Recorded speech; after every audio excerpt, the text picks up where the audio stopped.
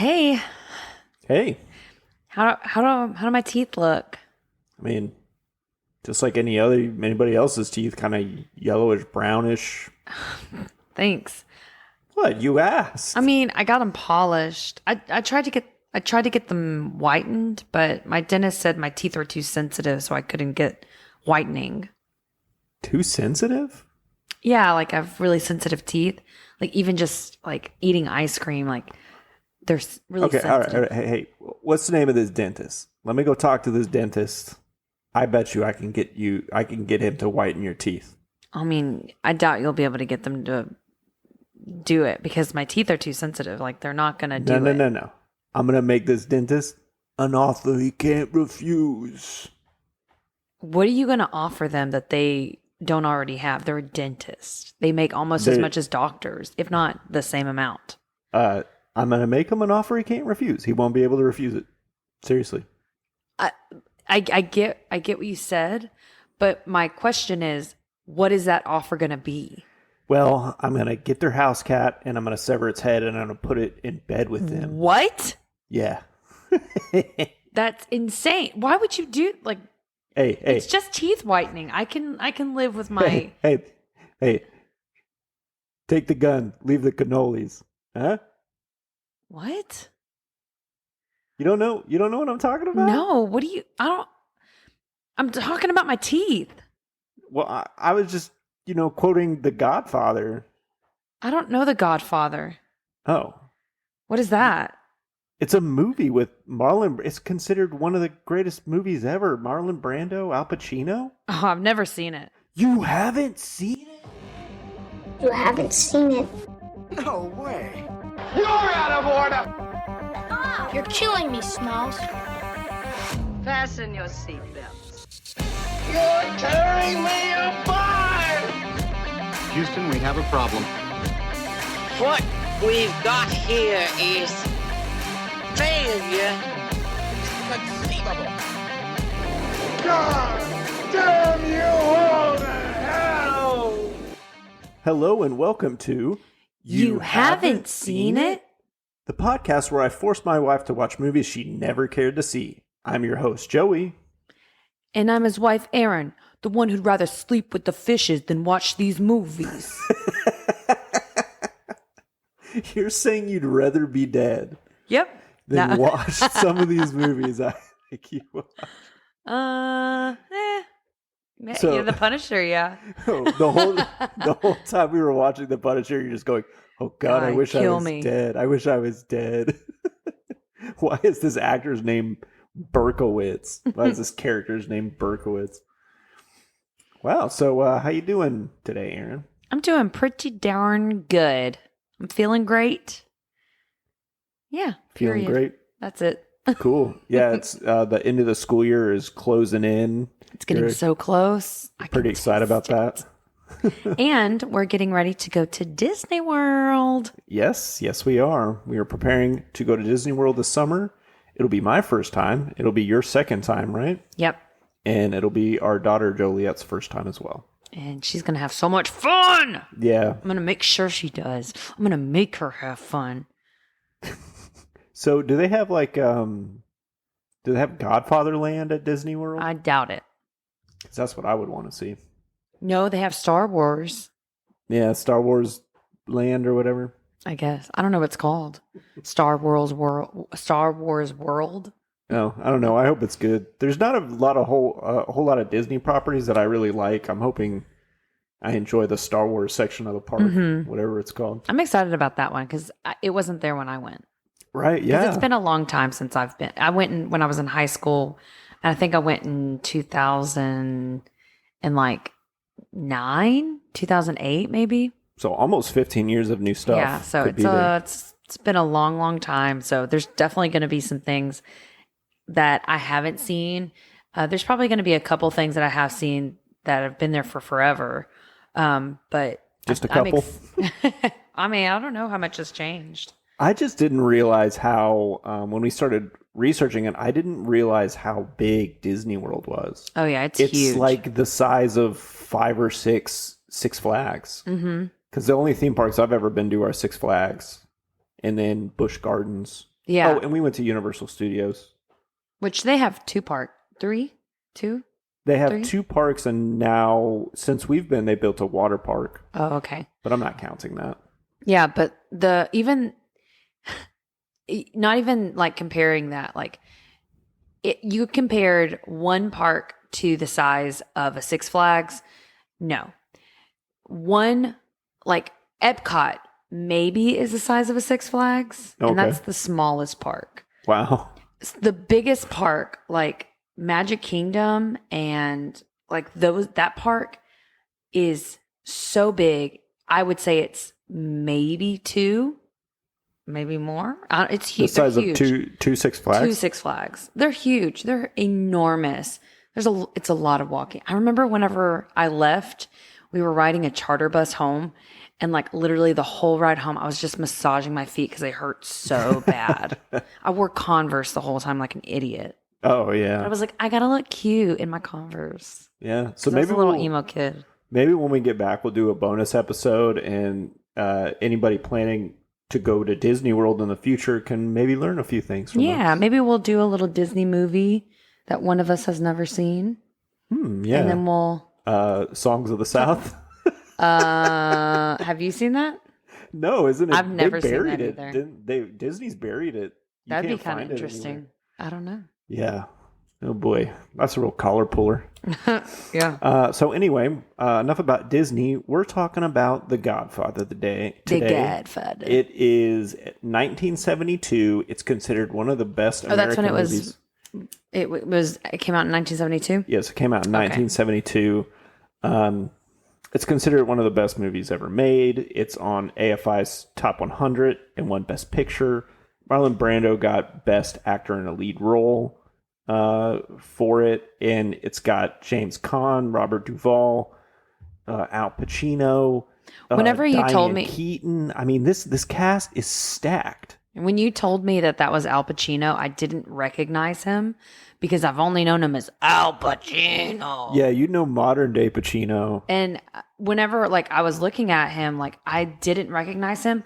I don't think I would have recognized him the entire movie if you wouldn't have said anything. And you said it the first time he came out, and you were like, "That's Al Pacino," and I was like, "What? No, it's not." Yeah, this is Al Pacino when he was trying to be like, just the best, most solid, I can play anything type actor. He did a great job in this movie. Oh yeah, he was around in the 70s. He was considered one of the greatest actors ever.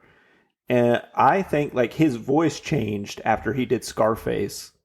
And I think it's because he was snorting all that prop cocaine for, I think it was supposed to be powdered milk. And you, as a thespian, milk is bad for your throat. Milk is so bad for your voice. I think that's as a singer. Milk for anyone, as a thespian, as an actor, as a singer, milk is so bad for your voice. And so people that drink a lot of milk like don't sound great. They're not great singers because it dries your voice out. Okay. Well, I'll have to take your word for it. I don't know. Yeah. Yeah, but I've heard that before, and I think that's why he sounds different. And I heard someone say, I think it was Seth Green, that Al Pacino, after he was in Dick Tracy, he never really came back from that. And he's just been playing like these big over-the-top characters ever since. Mm. So this was a completely different era of Al Pacino. Yeah, he did a fantastic job. I loved watching him. Yeah, everybody in this movie is good, even like minor characters. Mm-hmm. But I gotta ask you, what did you know about this movie? The only thing I knew about this movie is that there were mob bosses. I knew it was about mob families. And then I knew the one line. This is the only line I knew. Well, no, that's not true. I knew 2 lines. I knew the line, I'm going to make an offer you can't refuse. And that's not even a line he says. Other people say it around him. Yeah, that's true. Marlon Brando doesn't He never say even that. says that. No, he doesn't. You're right. But everyone else says like, "Oh yeah, he made him an offer he couldn't refuse." Yeah, Al Pacino says it first. Yeah, and then maybe he says it one time. I don't think so. But I think you're right. I don't recall him saying it. But everyone else is saying it all around him. Yeah, it's a real Luke, I am your father type thing. To where Mandela effect? Yeah, the Mandela effect where it's no, I am your father, but everybody remembers it as Luke, I am your father. Yeah, but Al Pacino, I don't think he actually says that line. But I knew that line and sleeping with the fishes, but I knew sleeping with the fishes because that's been a line over almost every single mob movie. Yeah, it's been parodied so many times that when it happened in the movie, I couldn't help but laugh. Not even necessarily parodied, but like just every time you see a mob movie, they're like, yeah, they'll be sleeping with the fishes. Yeah. But I guess that may be where that came from. I don't know. I believe that it's just something that the mob actually did say. But it made its way in this movie, and then I think it's a pop culture reference because of this movie. But anyway, I did laugh when that happened. I haven't seen this movie in many, many years. Maybe since I was in high school. I mentioned on the last podcast, I'm not really a fan of it. I know it's supposed to be one of the best movies ever made, but when I watch it, I personally don't see it. Outside of performances and the way it was shot, it's very beautiful looking, and all the performances are top notch. Yeah. But I don't know anything else about this movie. That is literally it. Mobs and then those two lines. Okay. That's the only thing I actually knew. Okay. Well, it is based on a novel by a writer named Mario Puzo, and he had a big hand in writing the screenplay with Francis Ford Coppola. Do you know who Francis Ford Coppola is? I do not. Of course you don't. But he is Hollywood royalty, and one of the reasons he is because he made this movie. This was a huge hit for him, and it kind of made him a made man. But he's made tons of movies. His kid, his daughter, Sofia Coppola, became a director. That name sounds familiar. Yeah, because she's made a bunch of movies now. And your favorite actor, Nicolas Cage, is actually a Coppola. Ugh. He didn't want to use the Coppola name because he wanted to make a name for himself. And he's definitely made a name for himself. Yeah. Not in a good way. But anyway, this movie is why this set the tone for every mob movie that's come out since. Yeah. You know, they're all just trying to be the Godfather. Even movies like Goodfellas, which is my favorite mob movie. What was I going to say? Oh, this was Francis Ford Coppola. This was just supposed to be a really small movie, but he kept badgering the studio, which I believe it was Paramount Pictures, but he just kept badgering the studio and fighting. He's like, I want this actor in it. And they're like, okay, fine, we'll get you Marlon Brando. And then he's like, I want a bigger budget. And it was just supposed to be like a small, low budget gangster movie, and just by sheer audacity he was able to make one of the best movies ever made. It was because he made an offer he couldn't refuse. Yeah, he made Paramount Pictures an offer they couldn't refuse.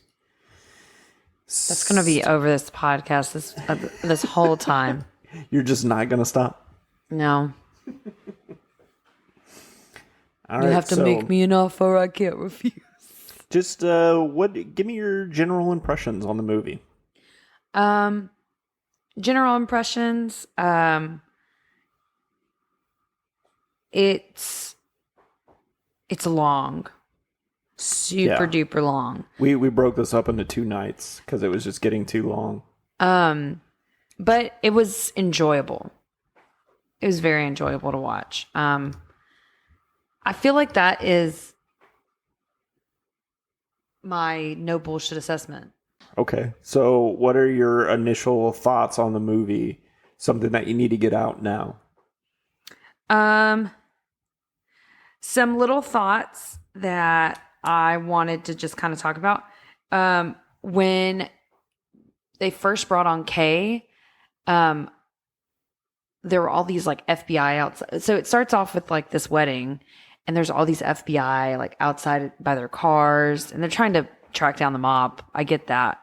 And Michael brings home Kay, which is a white girl. She's not Italian, which everyone else in the movie, for the most part, is Italian, or close to Italian. And I was like, maybe she's a rat and she's ratting out the family. But that didn't happen. Oh, so you thought this was going to be, she was going to have something bigger to do with the movie? Yeah. Yeah. The movie doesn't have like, this movie is about a family. This movie isn't about an event. It's not like a lot of movies I feel like are about one specific event. And this movie is about an era of events. Yeah, this is another problem I have with the movie, is that it doesn't state what it's doing right at the top. Right? It takes a while to get into it, and then it takes, like 10 or 15 hard right turns and hard left turns. And there's a lot of sitting around and talking about things that they're going to do, and very little showing of the things that they're going to do. Whenever I've seen this movie, I'm looking at my phone a lot because I want to see how much time has gone by. And I don't know how many times I looked at my phone while we were watching this. I didn't look at mine at all. Really? Really. I was invested in the movie. I mean, I was invested in the movie. It's a good movie, but it's a hard watch for me personally, because there's so much talking and so little showing. I think that was probably the thing I thought the most when we were watching it yesterday and the day before. Right at the top, the very first thing you hear is this guy named Bonacera. And he's saying, like, Godfather, these men raped my daughter and I want justice. And it goes on for a while. Like, he tells this whole story. And then I kept waiting, like, the first 30 minutes of the movie. I'm like, are they going to show us what happens with these guys? Mm-hmm. And then it comes back later because they call in a favor from that same guy later in the movie, because he's a mortician. Right, but I would say that's my biggest glaring problem with the movie. It's just a lot of tell and a very little show. And even when it gets to the really exciting parts, it's over quickly. Mm-hmm. I feel like when I think of you and what movies you like a lot of like action. And you don't and mean... you like a lot of, not necessarily like you like action movies. Not like fighting and gun battles. No, not that kind of action. You don't like to hear things. You like to see things. Yeah.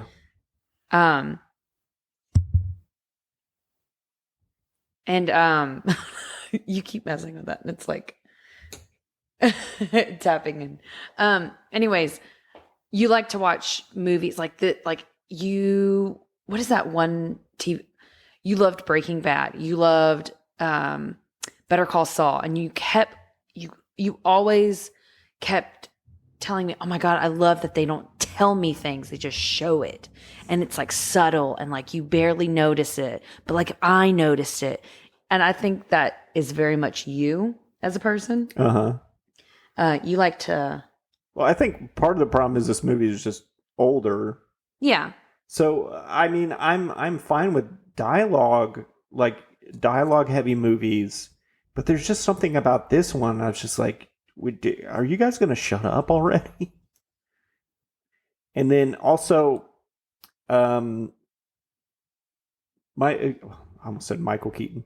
Diane Keaton, you think that she's going to be a bigger part of the movie, but she just shows up periodically and is like, I don't know what's going on. And you're like, wait, what is going on? Like, what's her deal? What's she going through?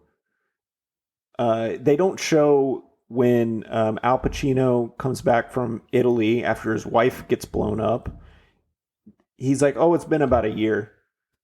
Okay, what went on in that year? Mm-hmm. What made you all of a sudden decide that you're going to go see Diane Keaton and talk to her and also ask her to marry her? I don't know. It's just these things bug me about this movie, and maybe somebody who loves this movie or the people who think that it belongs on the AFI's Top 100 could explain to me why these are good things or why I'm overreacting to this, but I don't know. I just don't. When I watch this movie, I just don't see one of the best movies ever made. I just don't. It reminds me a lot of a theatrical play, and I think that's why I like it. Yeah, more than you, maybe. And I think for me, whenever I like some of the movies that I like to watch are more slow burns. I love a slow burn.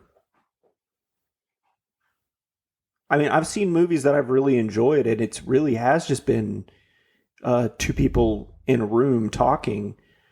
There was a movie called Tape. Have you ever heard of this? Mm-mm. But it's shot in real time. I don't know if they cut in the movie, but it's in real time. So you're with three characters for an hour and a half of their lives, and it's in a hotel room. And I really like it.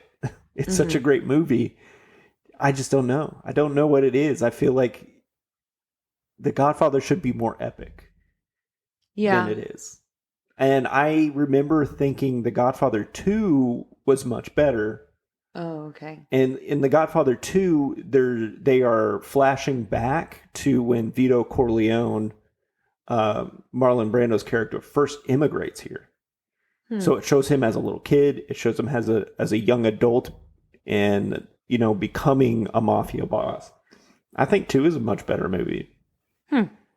Something else that I didn't really like is like showing Al Pacino's Michael's life in Italy. I mean, I get like they were trying to show like, oh yeah, they had to send him off to Italy so that people weren't going to kill him, but then people started to try to kill him. But I felt like it wasn't necessary to the movie. The other thing that I think I agree with you is like, what is the major message of this story? Like, what's the major message of this? What do you mean by message exactly? Like, what is the audience taking away from this? What are they learning from this? Because I think that's an important thing from film and television and theater, every kind of medium, performative medium is the takeaway. What's the message you're taking away from things? Now, not to say that everything needs a message, but I definitely think that there's supposed to be one in this. And it's not simple like, don't be a mobster. Because that's what my students would put. If I were like, what's the message of this movie? They'd be like, don't be a mobster. Don't do narcotics. Don't get invested in narcotics. When I was in high school, I did a book report on The Shining. And I had to present in front of the class. And at the end, the teacher goes, what did you learn from this? And I said, don't stress yourself out. You might kill your whole family. I don't believe movie stories should send a message. I don't think that a writer, director, whoever should sit down and be like, you know what? I want to tell the kids drugs are bad. I think you should make something, and then what the audience wants to take away from it, they're welcome to do that. But I feel like that's an Oliver Stone move. Okay. I'm going to counter that with the original writer. I think they're writing a story, but then when someone takes that story and directs it, they need a clear message so that the story is cohesive and makes sense. And I don't understand what you mean by message, though. a prompt. This story is about what? Yeah, well, okay. So if I was gonna pitch The Godfather to somebody in the film industry, an executive or whatever, I'd be like, it's about a young man who returns from World War II, and his family is in the mob, and he doesn't want to be a part of the mob. He wants to do something more meaningful with his life, but then his family starts getting clipped off in this war, and he sort of just becomes the Don of this family without realizing it, and he threw away his dreams. Yeah, that's the synopsis.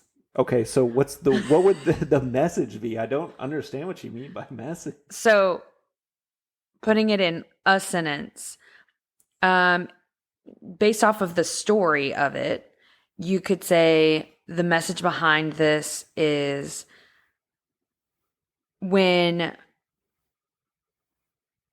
no matter how hard you try to tear yourself away from your family to not follow in their footsteps, if you're surrounding yourself with them, you're going to take on characteristics of them. Right.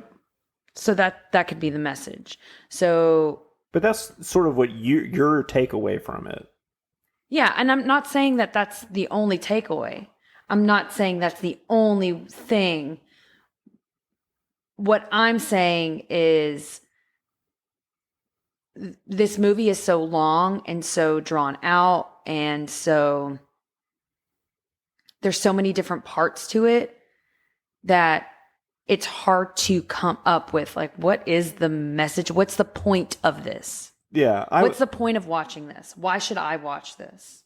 I agree with you. When you put it like that, I completely agree with you. I just don't understand what you meant by message. But this movie doesn't have a clear arc to the end. It kind of dawdles along. It takes place over years of time. And the main character, I guess, is Al Pacino. Mm-hmm. So at the end of the movie, you want to have some sort of trajectory for him that you see, but you don't see it till the very end.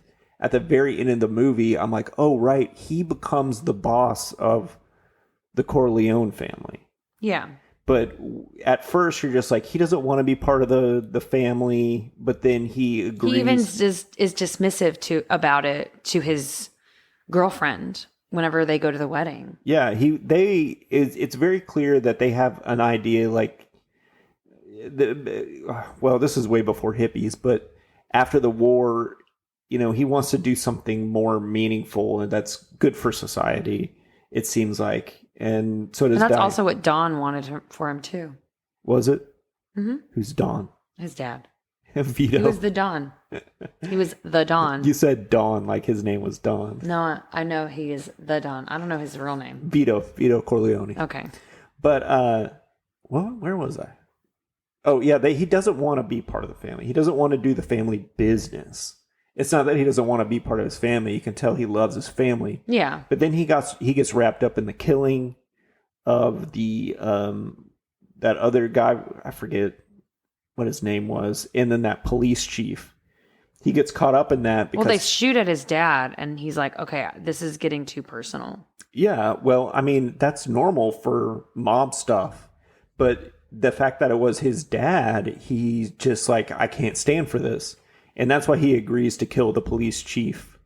And I forget the guy's name. Yeah. Barzini, I understand why he did. Yeah, but that's how he gets wrapped up in it. And then they send him to Italy, and he goes and he gets married in Italy. And you think, well, what is he just going to hang out there forever? But no, she gets killed because of him. And then he comes back. It's just...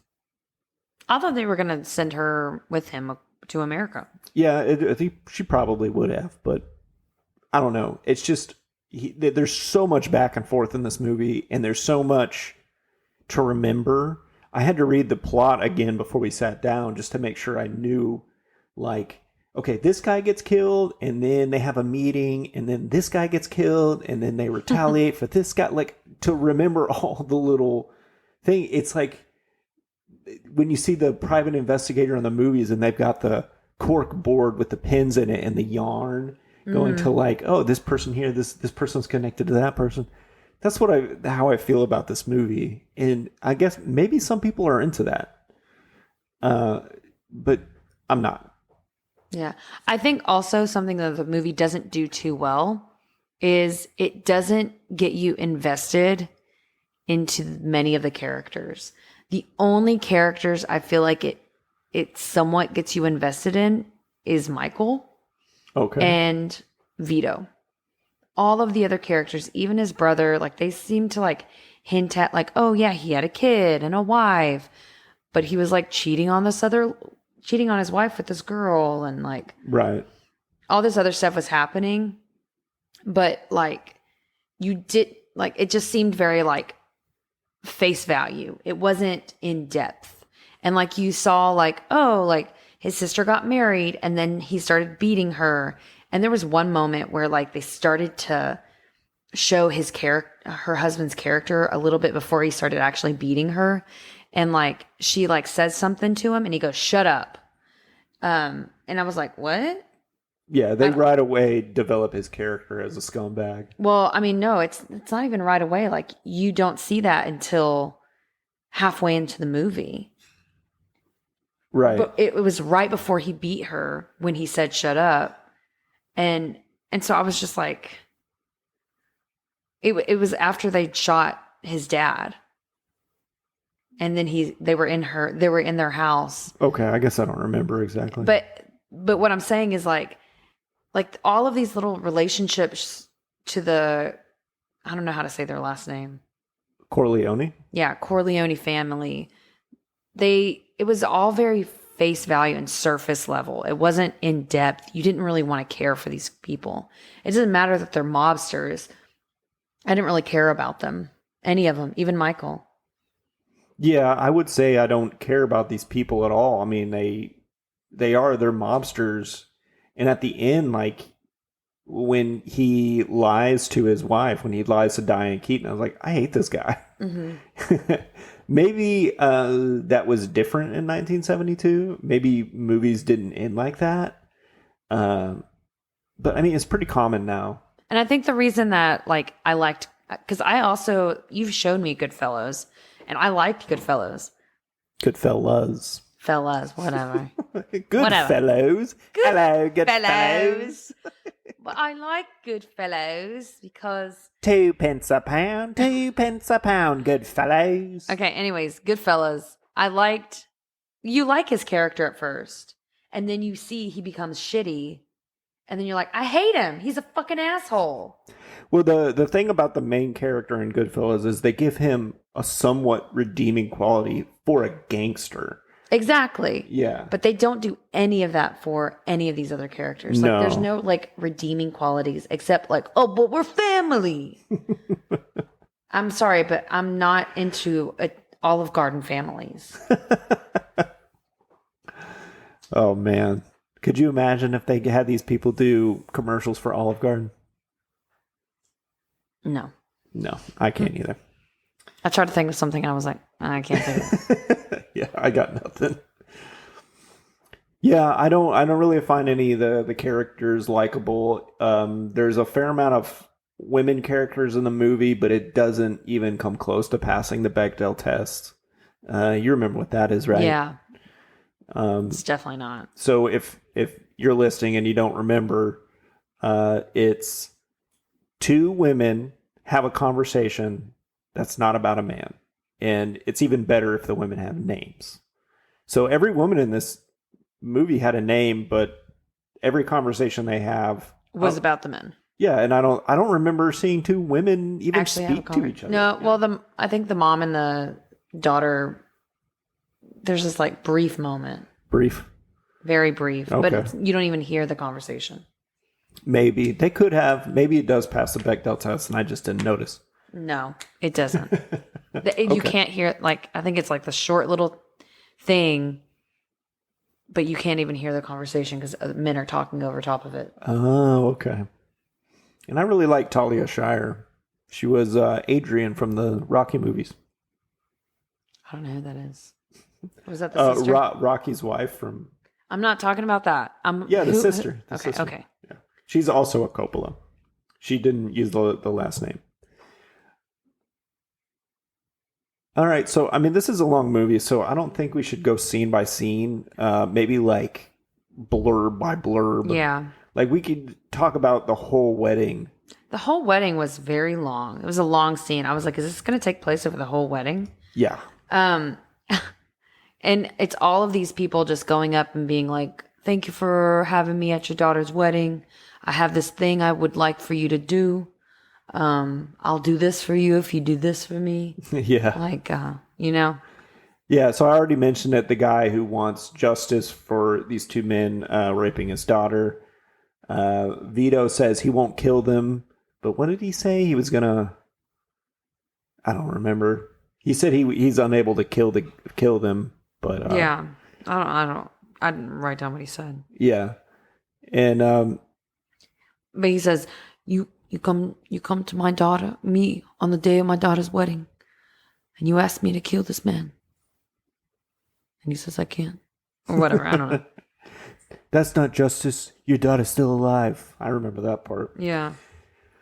But anyway, he says, him or maybe Robert Duvall says he can't refuse a request on his daughter's wedding day, which, who wrote that rule? That's pretty dumb. That was like the first thing that kind of bumped me about this movie. I was like, why is that a thing? A mafia boss can't refuse a request on his daughter's wedding day.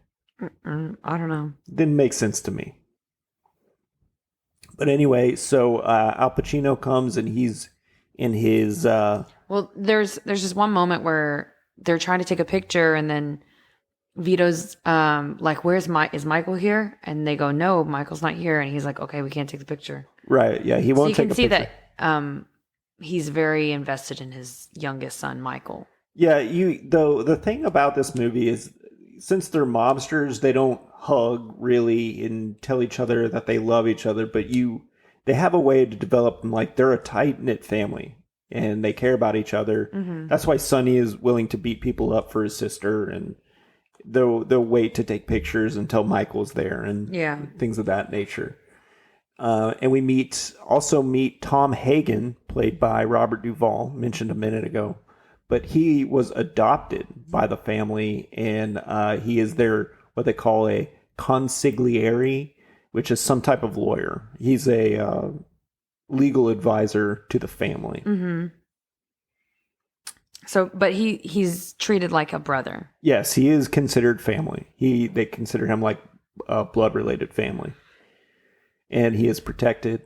And also there's a guy sitting outside and he's rehearsing lines. He's saying, thank you for inviting me to your house on the day of your daughter's wedding. And it turns out it's Luca Brasi. And he's very, you could tell he's very nervous to be there. Or like nervous to talk to him. But like he's very happy to be there. Yeah. So here's an interesting fact about this. That actor, the actual actor who played Luca Brasi, was really nervous about working with Marlon Brando. Because Marlon Brando is considered one of the greatest actors of all time. And so when he goes in there to do his lines with him, he flubs it. Just like he did in the movie. And the director, Francis Ford Coppola, was like, no, we're going to keep that. It looks good. And then they added the scene later of him outside rehearsing. So it all makes sense. It's like, this guy's super nervous. That's why he went in there and didn't say it right. Oh, I thought that was really good. And that's cute. Yeah, I read multiple times in this movie where they did that. They're like, somebody improvised this and they thought it was better than the rehearsed lines. And I love, whenever I read stuff like that in filmmaking, it always makes me really happy because the director, he might be the guy in charge, but it's everyone's movie and everybody wants it to be good. So when somebody's adding something and bringing their own art to it, it makes it better, I think. And that's why one of the reasons I wanted to be a director when I was in film school is just I like working with other people and I like getting other people's input. Yeah. And as a director of high schoolers, you are a theater director. I am a theater director. It's so refreshing when kids come in with stuff and they try things. It's so refreshing and it's awesome and it's fun. It's more fun when people come in with things versus because I've had it on both ends. I've had it to where like I've had to tell people, move over here, read the line like this because they can't come up with anything at all. Or like I tell them like, hey, try something new. And they just do the same thing over and over and over again. And I'm like, try something different, come in from a different place. Or I try to like coach them into doing something on their own, but they just cannot. And that is so frustrating. But when people come in and they come up with stuff on their own, you're like, oh my God, that is the best idea. That's exactly what we're going to do.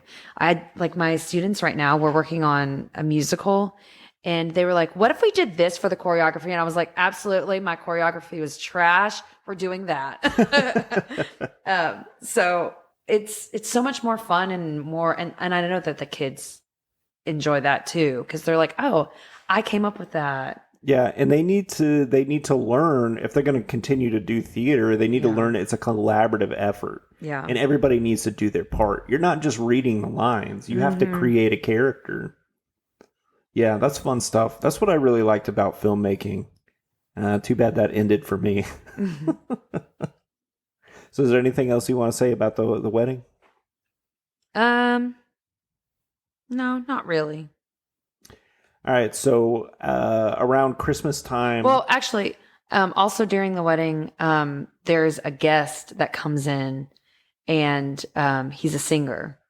And he tells Johnny Fontaine. He goes up to Vito and is like, hey, like, I want to be in this movie, but the director doesn't want me to be in it. And so he sends his yeah, I skipped over this. concept.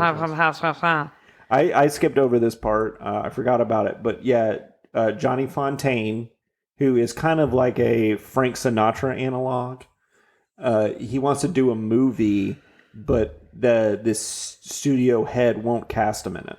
Yeah, and so he flies. What's the guy's name? Tom Hagen. Yeah, he flies him out, and the movie guy goes, "I ain't gonna be muscled," and I thought that was a funny line. I thought it was funny. Like he goes to that studio and he walks on the sound stage and he just walks up behind the dude and he goes, "Hey, you're gonna put Johnny Fontaine in this movie," and it's like, okay, you could like. If I was going to block that scene, I wouldn't have just blocked it where he walked like right up behind him. Or I don't know. Uh-huh. It felt weird to me. But anyway, he refuses to do it. And then he invites him over to his house, which is weird. I forget exactly how that happened, but. Oh, I think he hints at, I think he calls him and he later on, whenever they go to the house, he was like, I didn't realize you didn't tell me that you were I can't say their last name. Corleone. Was that what it was?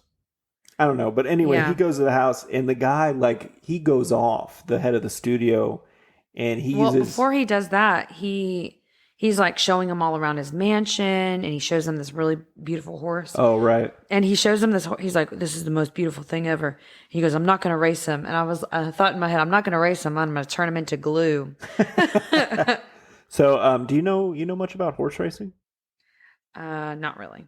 So, if you buy a horse and you race it in, or maybe not even buy it, but my grandfather raced horses for a little while. I don't know why. It's like a rich person's thing. He wasn't rich.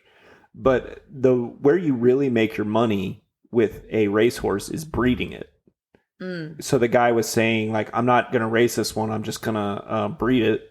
And you make a lot of money selling the baby horses to people who want to race them. The foals. The what? Foals. What does that mean? It's a baby horse. Foals? I've never heard that before. Mm-hmm. Yeah. So anyway, they're setting up that this horse is going to make this guy a buttload of money, and he's very proud of it. And when he refuses again to put Johnny Fontaine in the movie, what happens there? The movie guy wakes up and he's covered in blood. And then he pulls the sheets off of him, and the horse's head is severed in his bed. Right. So this is a very famous movie thing. It's been parodied a bunch. I've never seen it. Yeah, and I didn't know if you had known it or not. So when that part was coming up, I was just watching you the whole time. I'm like, oh, what did she I do? Know? What is it like? When he finds the horse head, your mouth just drops, and you're just watching the movie with your mouth open, like, oh my god! And then I pause it and ask, like, did you know that was gonna happen? Yeah, I had no clue that was gonna happen. I thought he was gonna have like a woman in his bed that was dead. Yeah, I wasn't expecting the horse. Yeah, that's pretty crazy.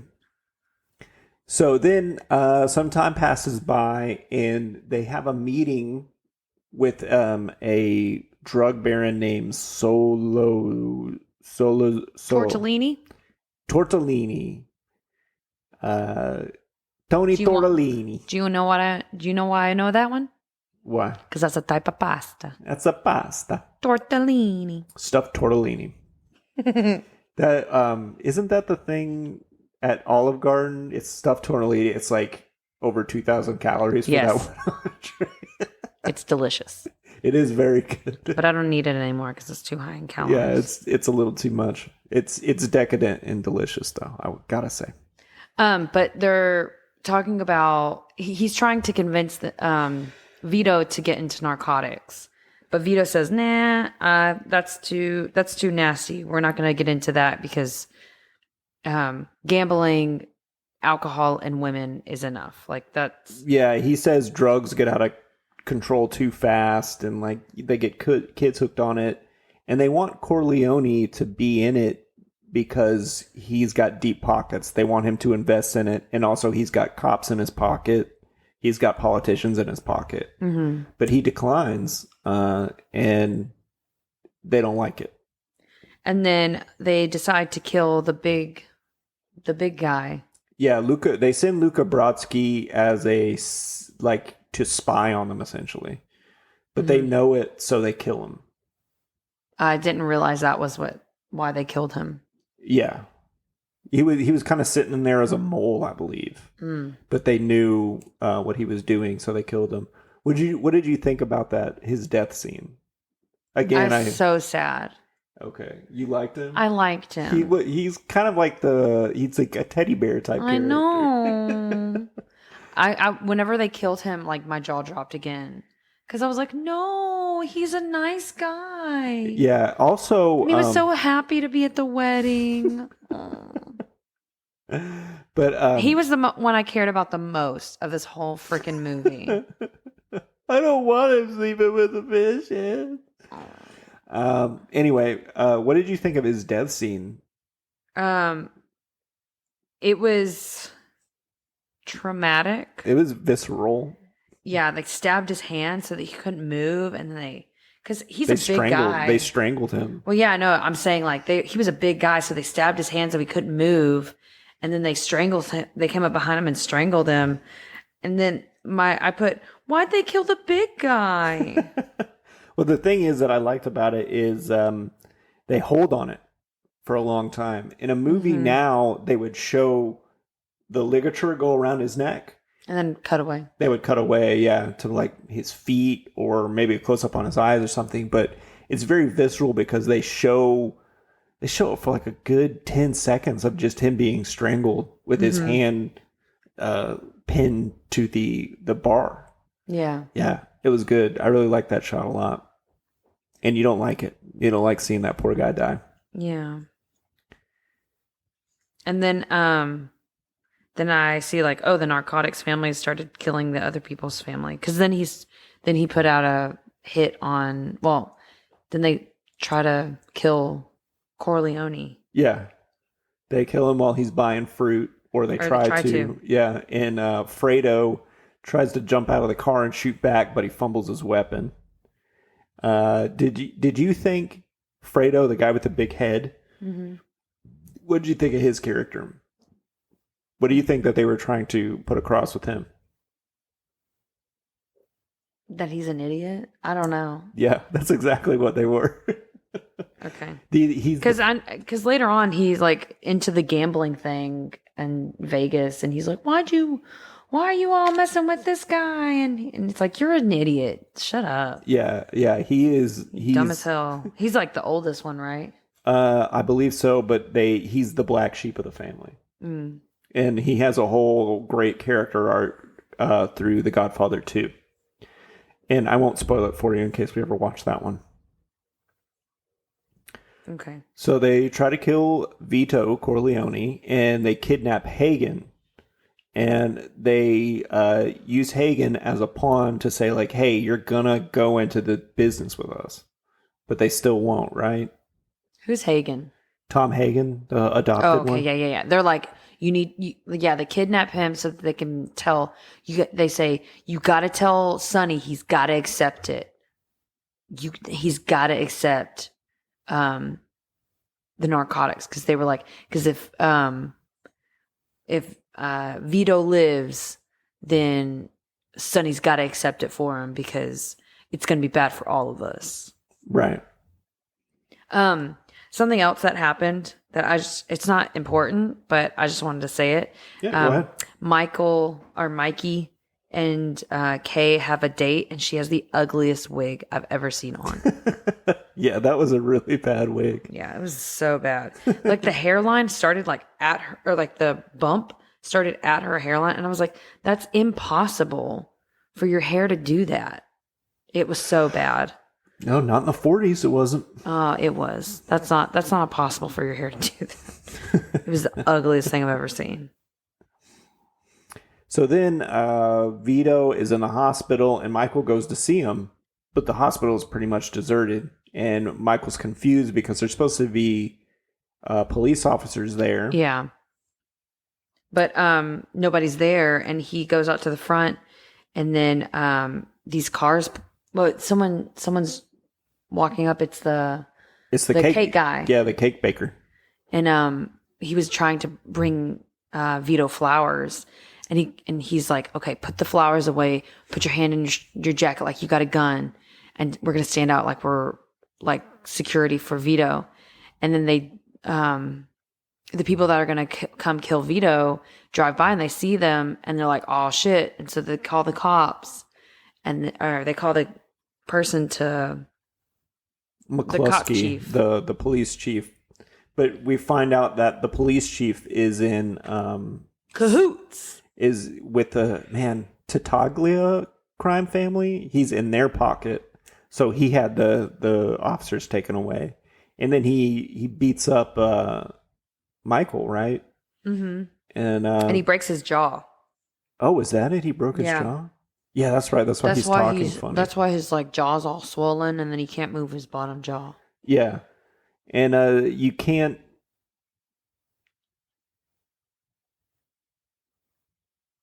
My brain just went completely blank.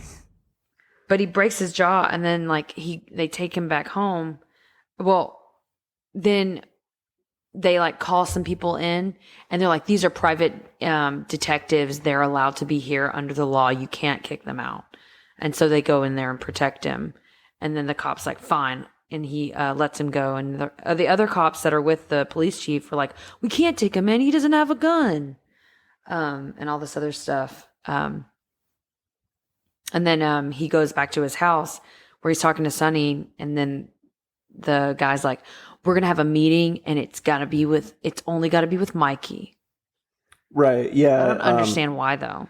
Yeah, they're just going to settle dispute. This is another thing about this movie that I don't like. It's like they have this little scuffle outside, and they're like, oh, now we need to meet. It's like, why do you need to meet? I don't understand. And then when they do meet, the guy's talking Italian with no subtitles. Mm-hmm. But there are some times where there are subtitles for the Italian.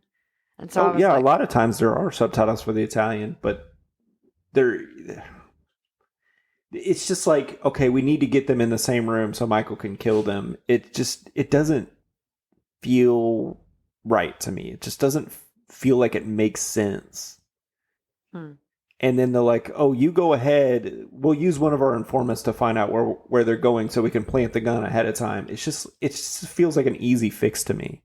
And honestly, I think it would have been better if they're like, the informant tells them it's going to be here, but then when he gets in the car with them, they do go somewhere else, and he's like, oh fuck, now what do I do? Yeah, whenever they were going somewhere else, like they looked like they were going to Jersey, like that, like I was like, oh shit, they're going somewhere else. I was like real worried, and then he turned it around. I was like, oh, never mind. Yeah, it was a total cop out, and I don't like it. And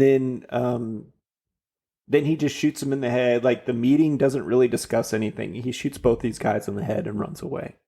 And then the next time you see him, he's in Italy. I'm sorry, it's not compelling to me.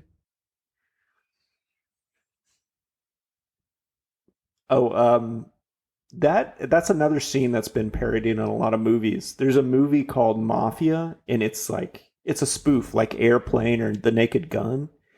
And in that movie, he shoots the cop in the head, or somebody in the head, and the guy is eating, and he gets shot in the head, and he like looks like, oh my God, you just shot me. And then he takes some more bites of food and then wipes his mouth, and then he falls dead in his own food. I was like, that's kind of fun. But then we find out that, what's her name? His sister? Oh, shit. Talia Shire is her real name. I forget what her name in the movie is. Anyways, we find out that it says Sunny and Brenda. I guess her name is Brenda. But her husband's been beating her, and then Sunny finds out.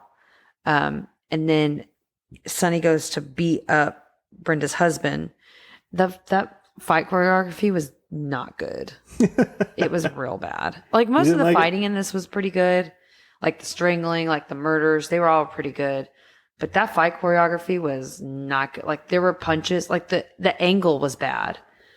And like, it's so easy to do safe combat in a movie because of angle. It's easier than on stage because it's live and you have people, you have to watch your angles. Whereas with this, like, you get to shoot the angles however you want.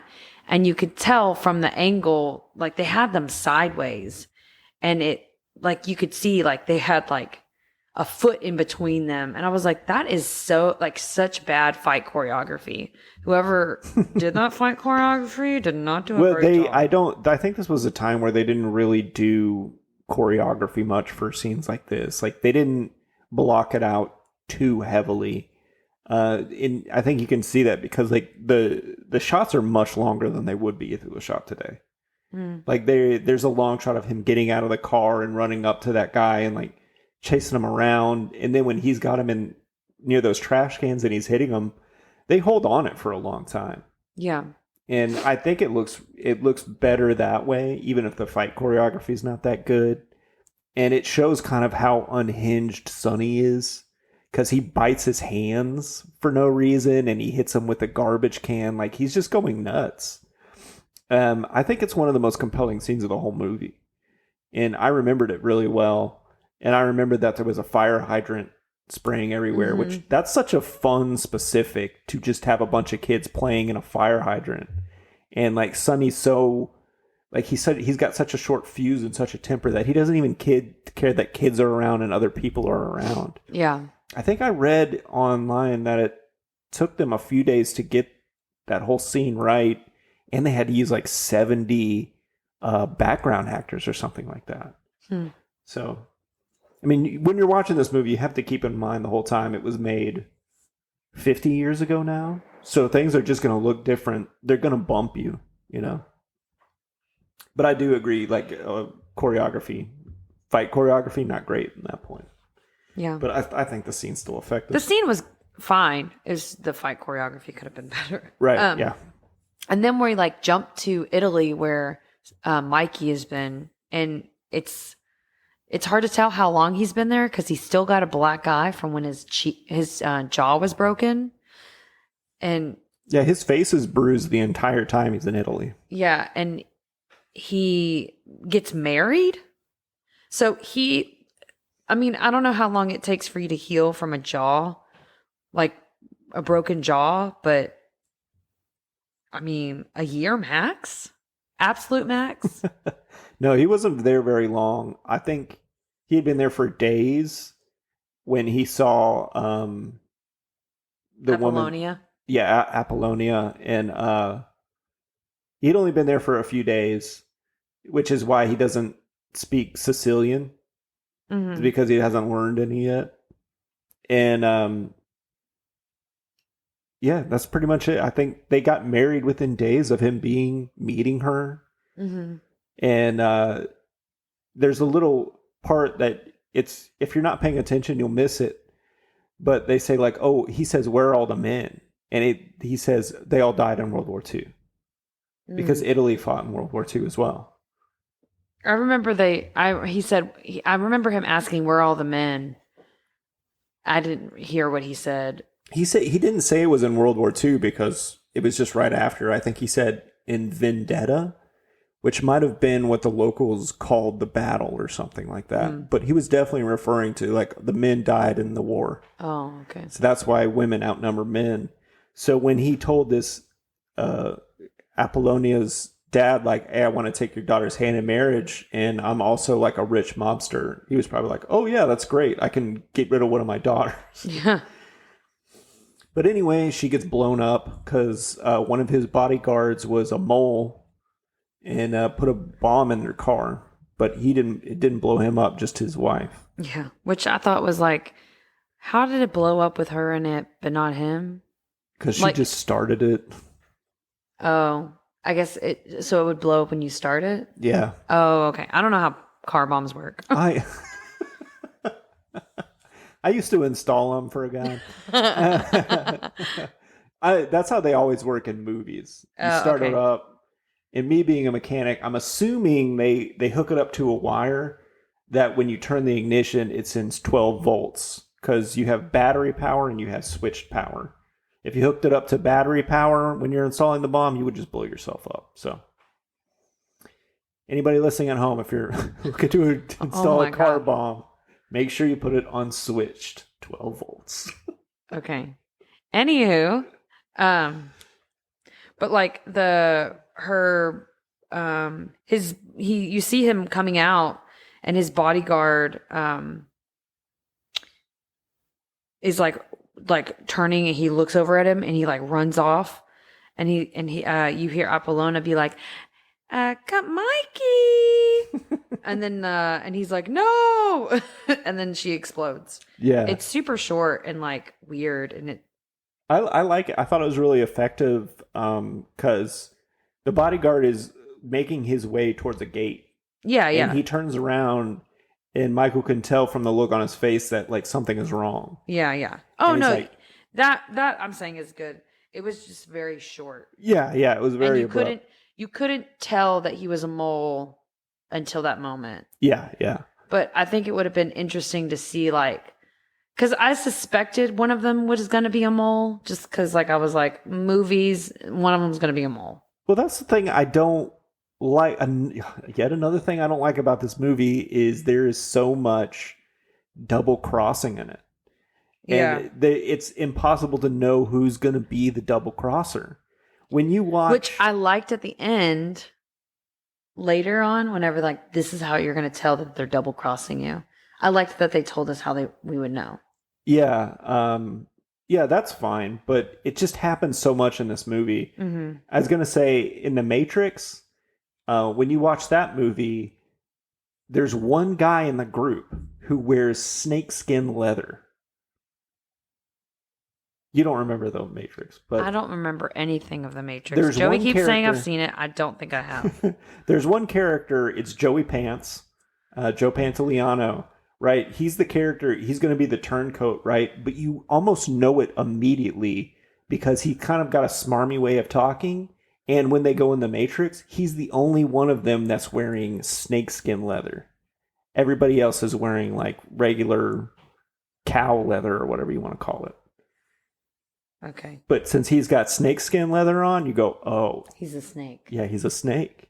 In this movie, you've got 5 or 10 people double-crossing the family, and you never know until they say, hey, I double-crossed you. But anyway, what was that thing you were saying about the inn?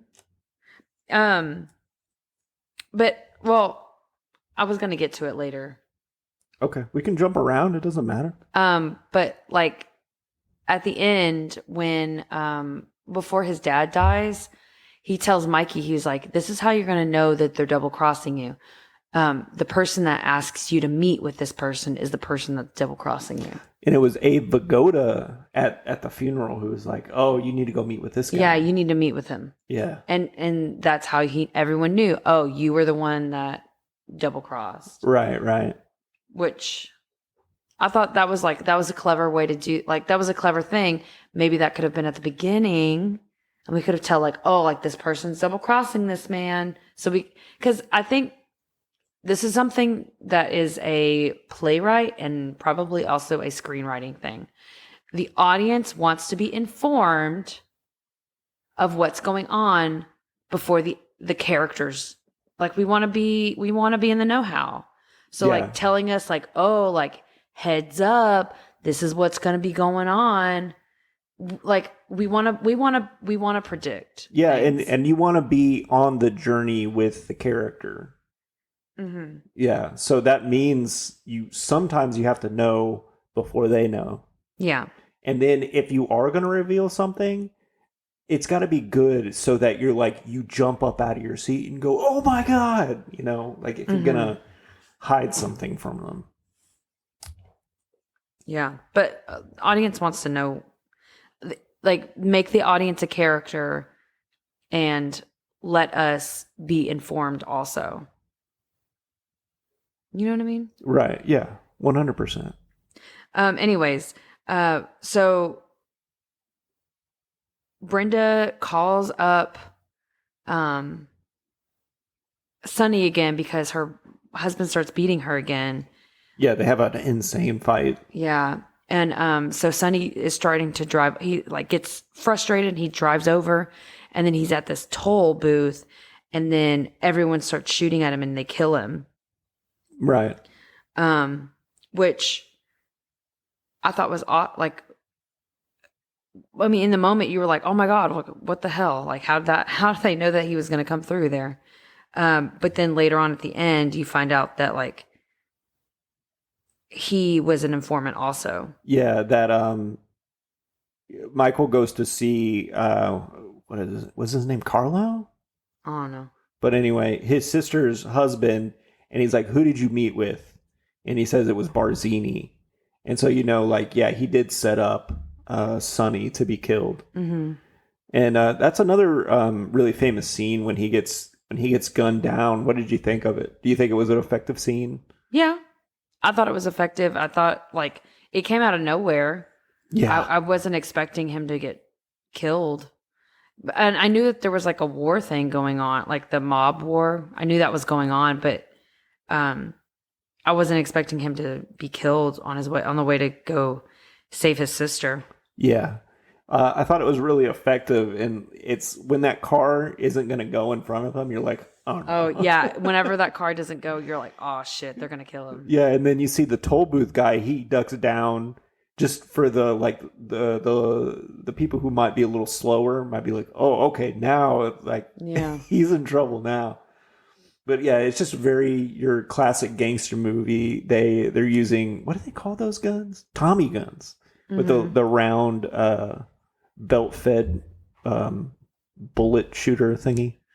Mm-hmm. When after all of the and then later on, once they find out that he killed Sonny. He's like, no, you're going to kill me. And they're like, no, we're not going to do that.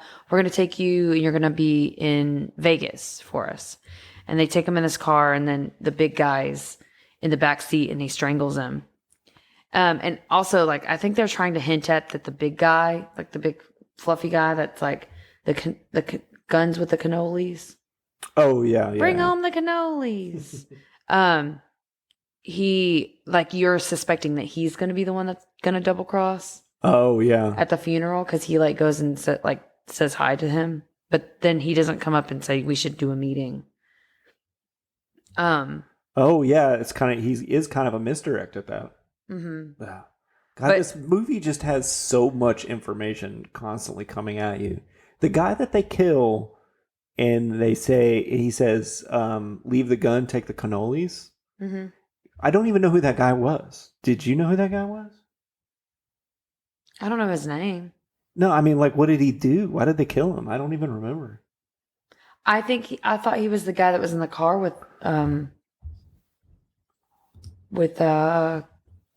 Corleone, the Vito. When he got shot? Yeah, they think they were like, I bet he's the one that told them. Oh, so he's the one who told them where Vito was going to be. Okay. All right. I read that line, leave the gun, take the cannolis, that was improvised by that guy. That was good, huh? Yeah. It's a really memorable thing. But her husband, like, they strangled him, and her husband took the windshield out with his feet. Mm-hmm. And I was like, I wonder if they have, like, a windshield, like someone, like, on their, like, someone to call and be like, hey, my windshield's broken again. Like, they must keep them in business because all of these windshields keep breaking. So many windshields, so many gunshots through the windshield. Like, okay, so you've seen Goodfellas now, and now you've seen this. Can you tell me what the whole purpose of a mafia is? The porpoise? The purpose of a mafia. Can you tell me what that is? No. They explain it in Goodfellas. A mafia starts to form because you have a group of people who can't go to the cops, right? Oh. So in this case, back in this time, people didn't like Italian people. Yeah. Like now, multi-generational Italians are just white people. Mm-hmm. But back then, they were... people were racist even against white people. Yeah, well, they were Italian. They spoke Italian. They looked Italian. And, yeah, I know. So they were marginalized. So they were the same way to, like, Irish people. I know what you mean. Yeah, because then they were new immigrants. Now they're old immigrants, right? So these mafias would start to form because you have one family who has some money, some power, and then they would start protecting each other, right? So when you have these people on your books, they have some auto shop that they're protecting, that when they have a car that they need to get rid of or they need to get fixed because it's evidence, they go, hey, we got you, you're under our protection, so fix this car. Yeah. And don't tell anybody about it. So it's just, the whole point of a mafia is just to have a network of people who protect each other and do favors for each other because they can't go to the cops. Yeah. I get it. I'm saying, like, they definitely have someone on the books for windshields. Right, yeah. But it was funny because I was thinking the exact same thing. Like, who do they go to with all these cars, like these blown up cars and shot up cars? Like, come on, Vito, another one? This one's got like 50 bullet holes in it. What do you want me to do with this? Yeah. I wouldn't want to be their mechanic. All right, so then Michael comes back from Italy and he starts meeting with a bunch of people. Oh, wait, I skipped something. I mean, I'm at the end, but... Yeah, anyway, Vito, now that Sonny is dead, he goes and he's like, I got to make a truce with the 5 families. Because they're just tired of this war. Yeah. And he wants to guarantee the safe return of Michael. So they do that. And Michael comes back. He reconciles with Kay. They have 2 children. And then Vito dies. And also they send Fredo to Las Vegas. Yeah. To go talk to the Vegas guy. Tom something. Mm-hmm. But then after Vito dies, Michael decides he wants revenge. And so he has all the Dons of the 5 families killed, and then Mo Green also killed. Yeah. So I think that's caught us up to the end, right? Yeah. And then Mikey is now the Don. Yeah. Mikey is now the Don. You've got all the 5 families out of the way. The Corleones are now the strongest family, I guess you could say. In New York. In New York. And then the very last thing that happens is Connie, her name is Connie. And he calls her Kay. No, Connie is his sister. Oh, why did I have Brenda? I don't know. But anyway, she comes to confront Michael because she knows that he ordered her husband's killing, Carlo. Right? Mm. And he lies and says, I didn't do that. Yeah. And then has her taken off. And Kay is like, did you do it? And she knows that he did. Yeah. But he lies. Like, he says, look, you can't get involved in my business. And then he's like, okay, this one time you can ask about my affairs. Just this one time. And she's like, did you do it? And he just flat out lies. Yeah. And then the last shot is her watching him meet with people in his father's old office. And she's like, the man that I fell in love with is gone, essentially. Yeah. Is that what you gleaned from that? Mm-hmm. Yeah. Anything else you want to say about the ending, that last scene, or? Well, I thought it did a really great job of like closing the door on it. Like, he's the new Don. She's now like, I mean, it puts it in a great place to be like, okay, I wonder what's going to happen once, like, is she going to stay around? Like, it leaves it open-ended for a second part. Yeah, their relationship goes in a very interesting way in part 2. This is making me want to watch part 2. I like that one a lot better. But anyway, that is pretty much the end of the movie. We probably skipped over a lot of stuff that people wanted to hear about, but we can't get to it. This podcast is only an hour and a half. So, Aaron, I want to get from you your no bullshit assessment. I think it's a good movie. It's long. And if you like really long movies, which I know there are people that like long movies, then you would like it. I am okay with long movies, but I don't want to watch them all the time. So it's real long, and there's not one like clear message that goes on. Like, I really like Goodfellas because like I can get my hands around it really easily. Maybe if I watched Godfather again, I could get another message from it or like find more things. Ooh, I just burped. Excuse me. I could find more things about it. But overall, like, if someone else was like, hey, like, let's watch The Godfather, I'd be like, okay, I'll watch it, but I'd probably be on my phone. Okay. I hope this is the last time I see this movie. Okay. I don't really want to watch it again. It's making me want to watch the second movie. I tried to watch the third movie once and I just couldn't sit through it.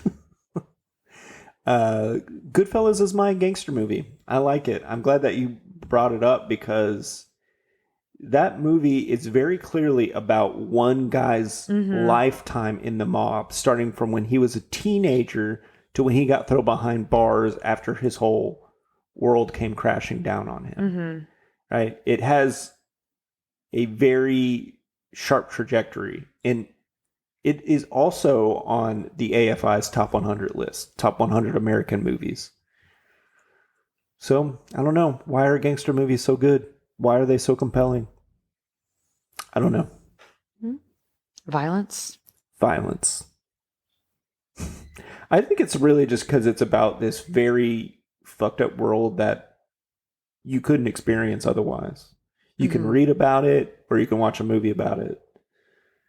But, most of us will never be organized criminals. Yep. All right. So we are now going to play 4 quadrants. Woo! Do you want to explain how this game is played, Aaron? Yeah, while you spin for the genres. So 4 quadrants, we have we pick 4 genres, and then we randomly pick 4 movies, and we have to put them in the genres that we think they best fit into, even though that's not what their genres are. All right, our first genre is Western. Okay. And our second one is going to be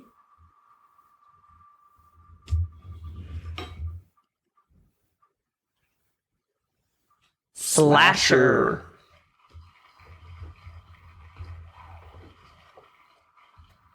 So that is a subgenre of horror. And it is going to land on narrative. Okay. All films are narrative. I don't know how that's going to work, but we'll give her a go. And the last one is going to be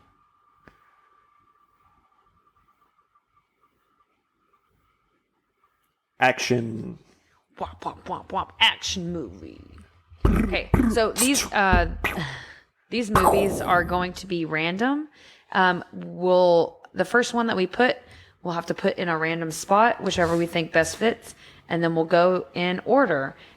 If the last movie is it fits better with a slasher and it's taken, and the last one left is Western, then it goes to Western. Yeah, we're going to pick 4 movies, one by one. And once a movie has been shuffled into a genre, that genre is now locked. So the last movie, it doesn't matter what the genre is, that's what the movie is. That's what the movie's going to be. Cool. Wow, we're really bad at explaining that. Okay, so the first movie that we're going to be putting in these 4 quadrants is Pulp Fiction. 1995 Quentin Tarantino film, Pulp Fiction. I'm going to say action. An action would be, there's not really a whole lot of action scenes in the movie, though. I'm just going to say it's narrative. It's a story. But, I mean, like, there's a lot of stuff that goes on. Like, it's a very intense movie. People are almost overdosing. People are having... Yeah, that overdose scene is pretty amped up. Yeah, it really gets you People are, going. like, yelling at each other. There's, like, holdups. I would say that is an action movie. But it's also a narrative. I mean, everything's narrative. All right. Pulp Fiction is our action movie. Okay. Now, round and round it goes. Where it stops, nobody knows. Goonies. Ooh, Goonies. Steven Spielberg, a beloved classic by many, many people. Goonies, I thought would have been a better action movie than Pulp Fiction. Really? Yeah, because they find that pirate ship and they're swinging around and kicking the bad guys' butts, and they're just kids. They're going down slides and wells, but you already used it. Also, what are those bad guys trying to do? Trying to kill the kids? Uh-huh. They could be slashing them. But for a slasher movie, somebody has to die. Nobody dies in Goonies. Yeah, but like, these aren't the actual. No. What if the next? I two think movies, I think it makes a better Western than it does a slasher. Because Okay. they, like in a Western movie, they're usually after money. Okay. Okay. Well, what do you want to put? Narrative. Okay, it's narrative. That's the worst genre. We may All take right. that one off. All right, so our last 2 genres are Western and slasher. Watch nobody's gonna die in a slasher movie. Oh, landing on Goonies again. We're going to spin it again.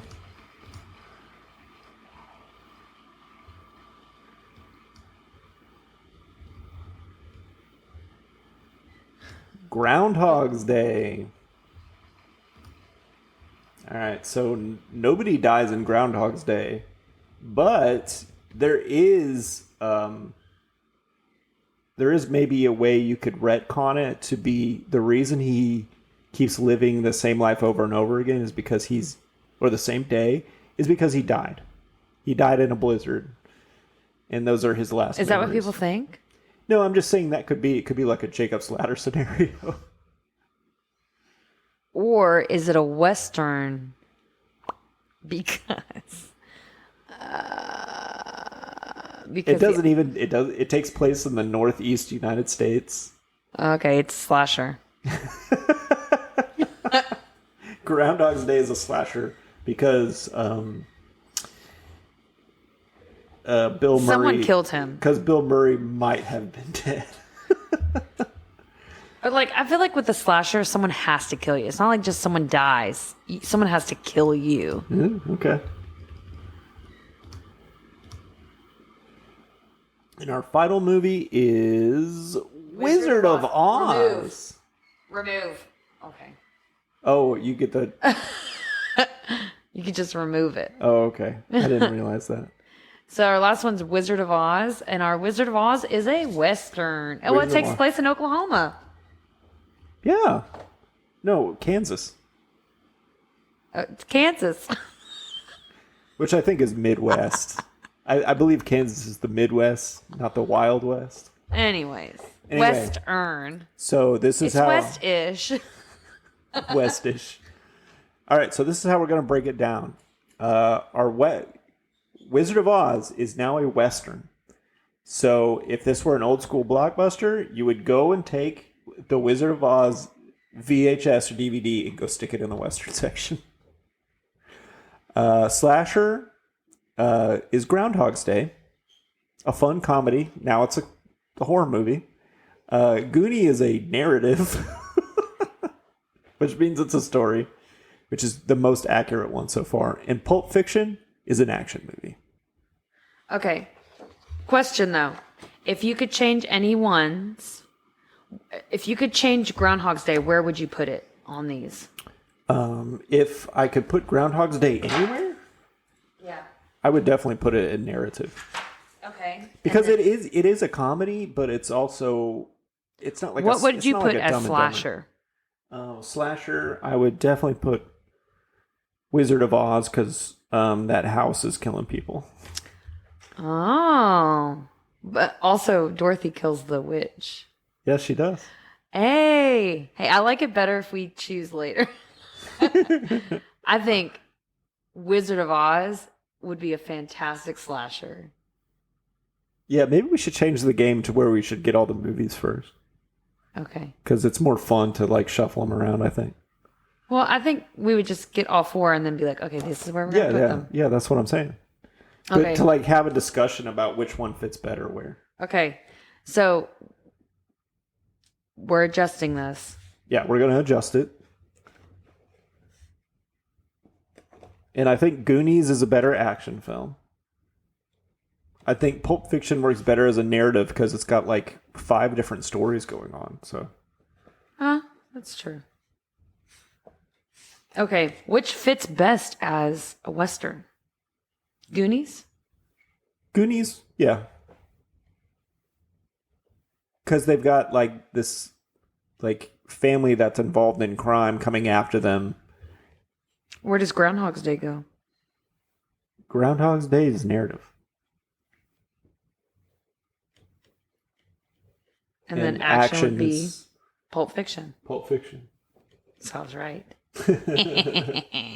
Okay, so this is how we would do it. In the Western genre is Goonies.